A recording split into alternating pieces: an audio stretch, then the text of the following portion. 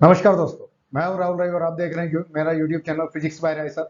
हम बात कर रहे हैं न्यूटन लॉज ऑफ मोशन के टॉप 100 क्वेश्चंस के बारे में। ठीक, तो हर टॉपिक के आपको यहाँ पे टॉप 100 क्वेश्चंस मिलने वाले हैं। बहुत ही बेहतरीन क्वेश्चंस मिलेंगे आपको, बोर्ड लेवल से लेके एडवांस लेवल तक, जेई एडवांस लेवल तक के आपको क्वेश्चंस मिलने वाले हैं। ठीक, तो स्टेप बाय स्टेप अपन यहाँ पे क्वेश्चंस के लेवल्स हम बढ़ाते जाएंगे। ठीक, तो अगर आपने इससे पहले वाली जो प्लेलिस्ट है अगर वो चेक नहीं किए तो आप वो जाके चेक कर सकते हैं, क्वेश्चन लगा सकते हैं। ठीक, और बहुत ही कम टाइम में बहुत ज्यादा बेनिफिट आपको मिल सकता है। ठीक है, तो आइए देखते हैं क्वेश्चन नंबर 14 में क्या बोला गया। एनएलएम के बोला गया कि एक कैपिटल मास है, जिस कैपिटल एम मास है, सस्पेंडेड वेटलेस स्प्रिंग दे रखा है आपको। यहाँ ये स्प्रिंग जो दे, ये वेटलेस स्प्रिंग दे रखी है। ठीक है, इससे लटका दिया गया इसको। The horizontal force required to hold the mass at 60 degree. हमसे बोला गया इस फोर्स की वैल्यू बताओ कि ये जो थीटा है ये 60 डिग्री होना चाहिए, है ना। ये थीटा 60 डिग्री बन जाए उसके लिए इसकी क्या वैल्यू होनी चाहिए फोर्स की, ये पूछा गया। तो बहुत ही सिंपल तरीके से अपन इसको सॉल्व करते हैं बेटा। तो यहाँ पर अपन मान लेते हैं कि ये जो स्प्रिंग है ये मासलेस है और इसमें जो टेंशन है वो टी है। ठीक, तो अगर हम इसका फ्री बॉडी डायग्राम ड्रॉ करें तो यहाँ पे ये जो टेंशन है वो इस तरीके से बन रहा है। ठीक, तो यहाँ पे टेंशन का ये जो कंपोनेंट होगा ये हो जाएगा बेटा मेरा यहाँ पर टी कॉस थीटा, है ना। ये रिजोल्व कर सकते हैं आप इसको इजीली, और ये हो जाएगा बेटा T sine theta.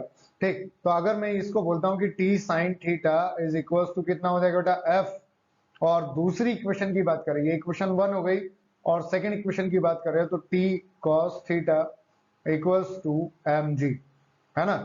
M G क्या भाई, वेट ऑफ द बॉडी है जिसका मास एम है। तो ये दो इक्वेशन बन गई मेरी। अगर मैं इन दो इक्वेशन को सॉल्व करना चाहूँ तो कैसे सॉल्व कर सकता हूँ कि भाई सिंपल तरीके से यहाँ पर मैं इन दोनों का डिवाइड कर दूं, है ना। तो यहाँ पे क्या वैल्यू आ जाएगी, ये बनेगा बेटा मेरा tan theta is equals to F upon M G. ठीक, और मुझे पता है कि थीटा की वैल्यू कितनी है। थीटा मेरे को दे रखा है 60 डिग्री, तो मैं यहाँ से टेन 60 डिग्री रखूंगा बेटा, और F equal F by M G.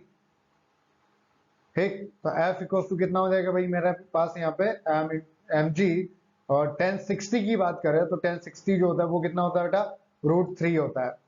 ठीक, तो ये वैल्यू अब मेरे पास आएगी फोर्स की।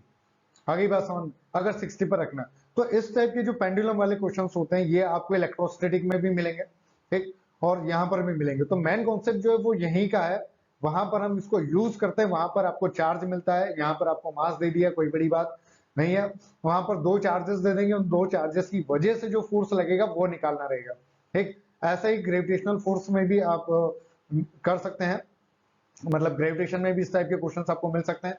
तो ये है बहुत सिंपल कॉन्सेप्ट है यहाँ पे कि दो इक्वेशन बनाओ, बॉडी को एफबीडी फ्री बॉडी डायग्राम बनाओ, और दो इक्वेशन बना के इसको इजीली सॉल्व कर सकते हैं। ठीक, अगर मेरे से इसी क्वेश्चन में पूछा जाए कि भाई बताओ मुझे टेंशन की वैल्यू क्या होगी, टी क्या होगा, है ना, तो टी इजीली निकाल सकते हैं बेटा, क्योंकि मेरे पास एफ की वैल्यू मिल गई। मुझे एफ कितना मिल गया यहाँ पर कि √3 mg, और ये है एम जी। तो जो टेंशन होगा वो इन दोनों के रिजल्टेंट के बराबर होगा।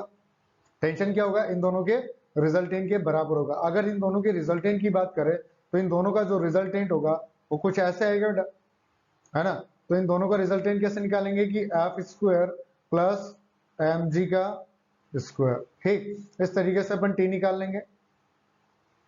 तो एम जी √3 का स्क्वायर प्लस एम जी का स्क्वायर, है ना, इस तरीके से। तो यहाँ पे क्या हो जाएगा बेटा, ये हो जाएगा 3, और ये एम जी का स्क्वायर ऑलरेडी है तो 4 हो जाएगा, तो ये आएगा 2 और एम जी, है ना। कितना आ जाएगा ये 2 एम जी, ये यहाँ पे 3 है, स्क्वायर करेंगे तो ये 3 हो जाएगा। यहाँ पर एम जी एक बार है, ठीक, तो 3 और 1 4 टाइम्स हो जाएगा। तो ये इतना आपके पास किसकी वैल्यू आ जाएगी, टेंशन की वैल्यू आ जाएगी। ठीक, आई बात समझ में। तो बहुत सारे क्वेश्चन हम करने वाले हैं यहाँ पर, तो लगे रहिए और क्वेश्चन सॉल्व करते रहिए, और शेयर जरूर करें, सब्सक्राइब जरूर करें, ताकि कर भला तो हो भला।